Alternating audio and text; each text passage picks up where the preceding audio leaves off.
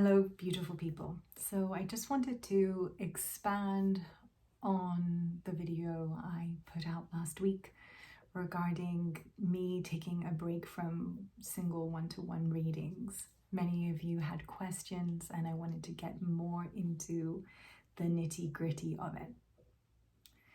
So when you realize that you have gifts as a healer, you may find that you just want to jump in and begin to start healing people. And this is really beautiful and honorable. But as time goes by, I urge you to take a look at what is really happening when you're healing and how you're feeling.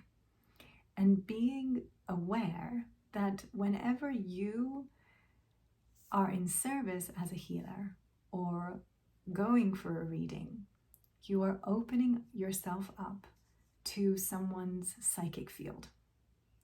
So there are doors that are being opened that then need to be closed very masterfully.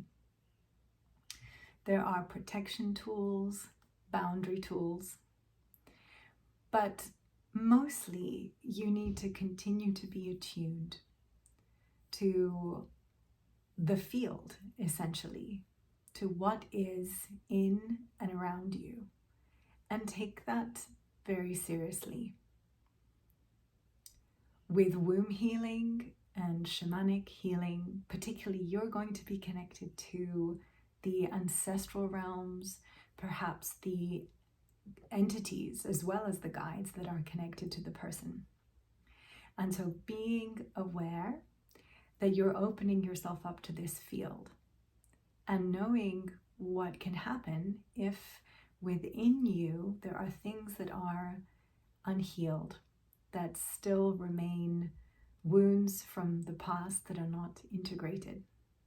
Realizing that you may be merging with your client without understanding that that's what's happening. But if you're feeling drained, if there is not like a very clear connection to source that allows you to work and work and work, like you should be able to really be in flow with your healings. But when you feel that there's a lot of resistance, just take a pause, stop, and reorganize. It doesn't mean that you can't go back to it. It just means that perhaps there's a little bit more healing that needs to be done. Similarly, when you are going for a healing, you may have the most incredible, gifted healer in front of you. They may be completely psychic, give you incredible information. However, if their frequency is off or at a different level to yours, you will be opening yourself up to everything that is in their field. And that's not always the best thing. You may come away feeling really good, but you don't really, the average person doesn't really see everything or understand the very subtle levels within the quantum field. So it's something to be aware of. Really test and hone the people who you open yourself up to getting readings from. I used to do this all the time. I would just get random readings from people, maybe jump into a shop in London because there were plenty where you could get a tarot reading and what have you. And I met many wonderful people who were doing a great job. But as I refined my sensitivity, I understood that this was like jumping into an intimate relationship with someone, opening up my field and my life force energy to someone without really knowing them. So if you feel very cold, the rule of thumb is if you feel very, very cold and guided by spirit to go and get a reading, then please do follow your instinct. But if you're a maybe, potentially pull back from that. Equally, as a healer, know thyself. Know why you're healing. Know your energy system and how it processes energy, and be aware of what wounding could come up for you. Many of us get into the service industry, healers, nurses, caretakers, because we did not receive something growing up. And so when we go to be healers, all of this stuff comes up that we need to heal ourselves. Many things can be activated.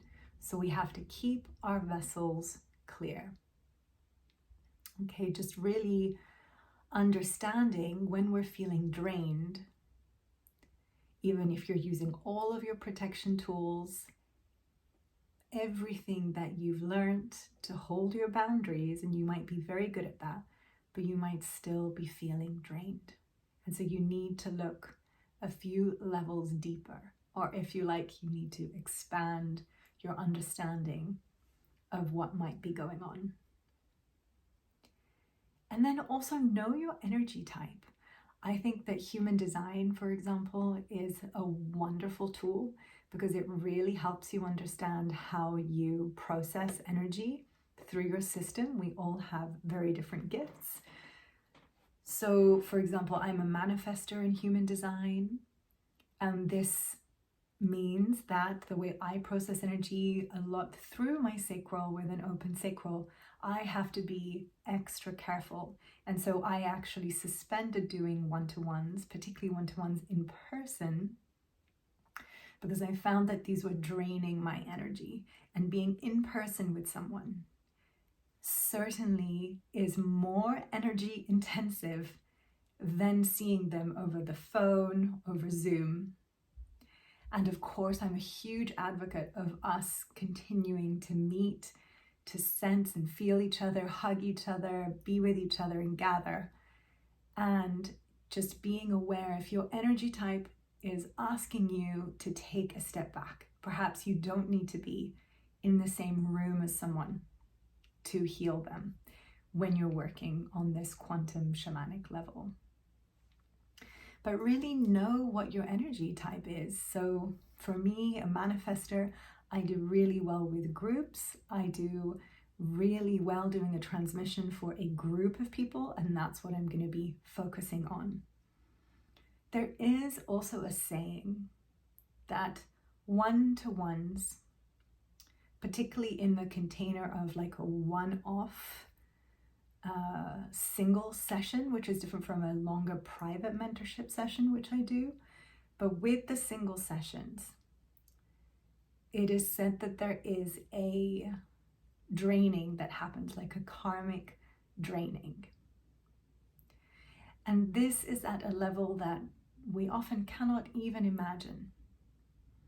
It's so subtle, and yet I really feel that it is there. So you have to ask yourself, if you want to be a healer, know that it is a wonderful thing. It is sometimes a great sacrifice. And also understand where it's coming from.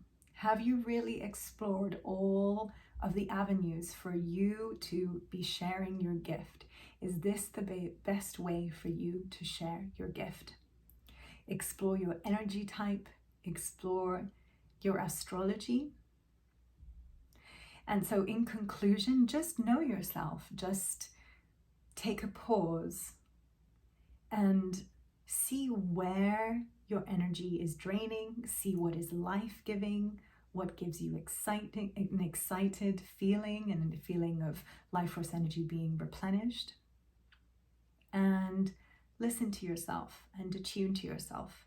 There are very many formats that healing can take. And so I invite you to look a little bit deeper. And of course, always have a toolbox of protection mechanisms, of clearing tools, and make sure that you always complete a process within the one session. If your client leaves and the process is not complete, you will be completing it for them. and you're going to have double the work to do on the back end, as well as that just not being energetically helpful. And on top of that, you may consider doing longer formats so that you have a longer time to complete a process. So with womb healing, for example, that's going to go into very, very deep places. These are dark, feminine, shamanic places, but also very intensely creative places. So it can take a while to unpack the heaviness, the deeper, denser aspects in order to get to that lighter quantum realm of possibilities. So especially if you're straddling that shamanic ancestral realm, you may consider really providing a longer and deeper container.